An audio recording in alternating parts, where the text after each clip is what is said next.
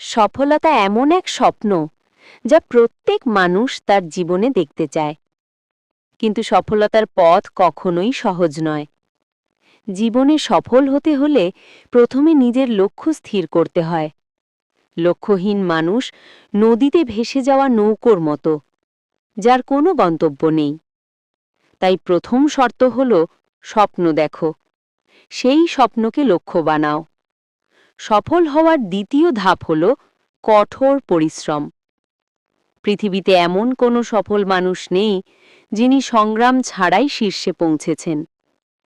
ব্যর্থতা আসবেই, কিন্তু সেই ব্যর্থতাই সাফল্যের সিঁড়ি। প্রতিটি ব্যর্থতা আমাদের শেখায় কোথায় ভুল হচ্ছে এবং কিভাবে আরও শক্ত হয়ে এগুতে হবে। তৃতীয়ত, ধৈর্য ও আত্মবিশ্বাস। জীবন যতই কঠিন হোক, নিজের উপর বিশ্বাস রাখতে হবে। মানুষ তখনই হেরে যায় যখন সে নিজেকে হেরে গেছে বলে মনে করে। আত্মবিশ্বাস হল সাফল্যের জ্বালানি। সবশেষে, সফলতার আসল উদ্দেশ্য শুধু নিজের জন্য নয়, সমাজ ও অন্যের জন্য কিছু করা। প্রকৃত সফল মানুষ সেই যে নিজের অর্জন দিয়ে অন্যকে অনুপ্রেরণা দেয়, সাহায্য করে এবং সমাজকে এগিয়ে নিয়ে যায়।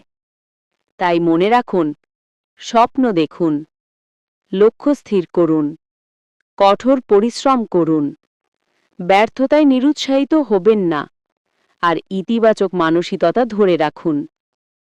তাহলেই একদিন সাফল্য আপনার দরজায় কড়া নাড়বেই।